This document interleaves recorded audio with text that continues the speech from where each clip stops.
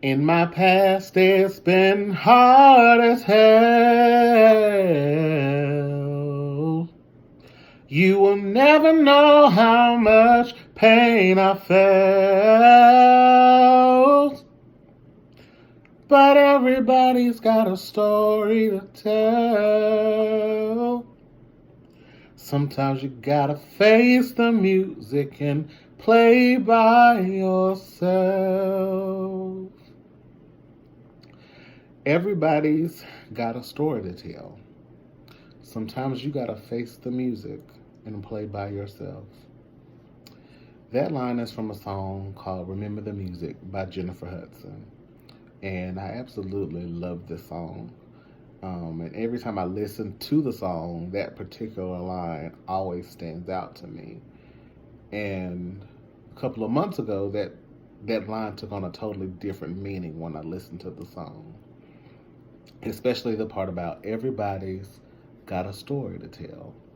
Sometimes you gotta face the music and play by yourself. So I would like to use that song to share a little bit of my story. Now, in my past, it's been hard as hell. What if I told you all that I grew up in a single parent household where I barely had a relationship with my father, to where I can count on both hands how many times I've seen him in my entire life?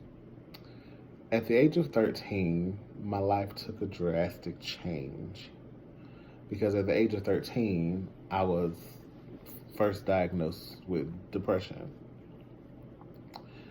Also, during this time, me and my mother had a very tense relationship, which resulted in me being put out of her house. Also, during this time, I had came out, and this is back before it was a trend or it was like the popular thing to do. So back then, I was subjected to being bullied and ostracized and teased by my peers. And then also during this time, as a result of me being put out of my mother's house, I was in foster care. And I was in therapeutic foster care. Now, therapeutic foster care is a type of foster care for children who may have some behavioral or mental health issues, and for whatever reason, they're not able to maintain in their household with their parents. And so they are voluntarily placed into foster care, therapeutic foster care. And so for me, I was in foster care for 3 years. I lived in 3 different homes, and I went to 3 different high schools. Apparently, 3 was my number. I don't know why. But at the age of 15, I had my first hospitalization at a psychiatric hospital for having suicidal ideations. The night that I got out of the hospital, my foster parent told me that I could no longer live in her house because I was gay and that went against her religion. And so I had to move. At the age of 17, I remember being told by a worker that I either had to stay in a home that I didn't want to be in, or I had to go back home to my mother because it was going to be very difficult to find a placement for a black male, a 17-year-old black male who was gay and also had mental health issues. And so I had to move again, back with my mother. At the age of 24, I had my second hospitalization after having a complete meltdown in the parking lot of my apartment complex. And then I was diagnosed with having major depressive disorder.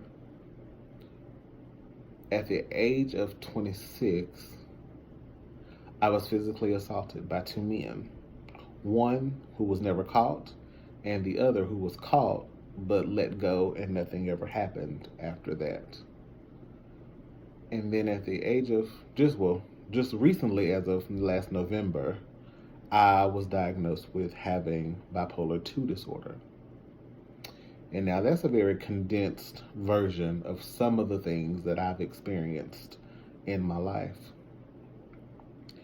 But you will never know how much pain I felt. And I'm going to rephrase that and say, people never knew how much pain I really felt. And that's because we're taught that what goes on in this house stays in this house. We're taught that sticks and stones may break your bones, but words can never hurt you. We're taught to just go to church and pray about it because Jesus will fix it. We're taught that showing emotions means that you're weak, especially if you're a male. And then we're just simply taught that we just don't talk about certain things. And so I learned to do what most of us tend to do, which is I learned to suppress those thoughts and feelings and try to pretend like they never, like they didn't exist.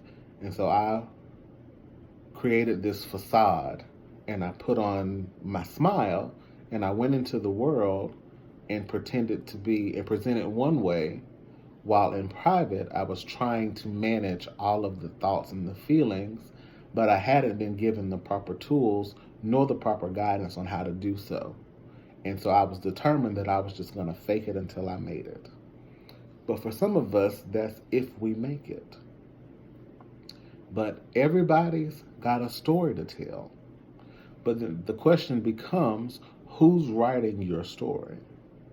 Meaning, are you allowing people such as your family, the thoughts or feelings of your family or your friends or the perceived perceptions of others or the fear of being judged by others, are you allowing that to narrate your story? Or are you allowing the avoidance of certain past traumas or past feelings and thoughts and hurt? Are you allowing that to narrate your story?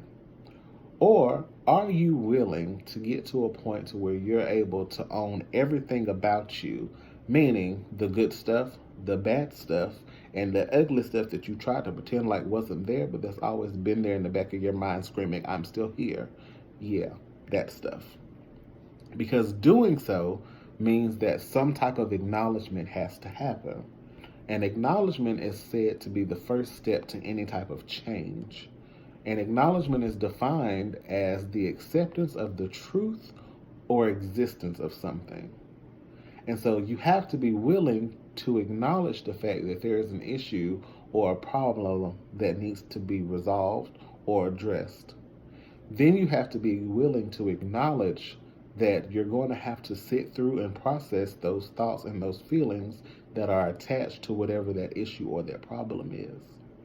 Then you have to be willing to acknowledge that once you start to take ownership of your own personal story, the people that are around you may end up changing. And you have to be okay with that. Because sometimes you gotta face the music and play by yourself. Now for me, I've always been very honest and very transparent about the things that I have experienced and continue to experience. And as one can imagine, it's not been received very well by people. But for me, I don't really care because you don't get the right to tell me how to feel or how to respond to the things that I've been through, especially if you've not gone through what I've had to go through. And so that means I've had to go without some things. I've had to go without having a very close relationship with my parents. I've had to go without being very close to my biological family. I've lost friendships along the way. I've had people walk away from me. I've had people judge me and ignore me and just not interact with me for whatever reason. I've had to go without being in relationships or being looked over for relationships because people didn't understand. Either they didn't understand my story or they weren't willing to accept that my story didn't fit into the genre that they were trying to put it in. Because I have to tell my story in my own way and on my own terms because I owe it to myself to do so. But along the way, I was able to find people who either understood my story, related to my story, just simply listened to my story, or just appreciated my story. And they became my village of people who supported me and motivated me through the dark times. And I had a friend say this to me: don't ever underestimate the power of your story because the best of your story has not been told. And I have not shared the best of my story so far because being that I am someone who is gay, I'm a black male who is gay and living with a mental illness, there's already a narrative that society has created for me to follow or to live by. and I ain't here for it. But for me, once I decided to take ownership of my story at a very early age, and so I was then able to go on to accomplish the things that I wanted to accomplish for myself. I was meaning being some of those being that I was able to go to college and became the first person in my family to graduate with a bachelor's degree. And then I went on to earn my master's degree. I was able to obtain my clinical license for a couple of years, and I've already accomplished two of the goals that I set out for myself when I was younger. One being that I'm currently a licensed foster parent, and two being that I am working my dream job as a foster care social worker. And for the first time in my 15 plus year mental health journey, I feel like I'm finally at a place to where I have a handle of it and that I'm able to manage it versus having it managing me. And so now I share my stories through my blog, Lolo's Corner, with the hopes that it will inspire other people to start to take ownership of their stories so that they're able to create their own happy endings. Because in my past, it's been hard as hell. You will never know how much pain I felt.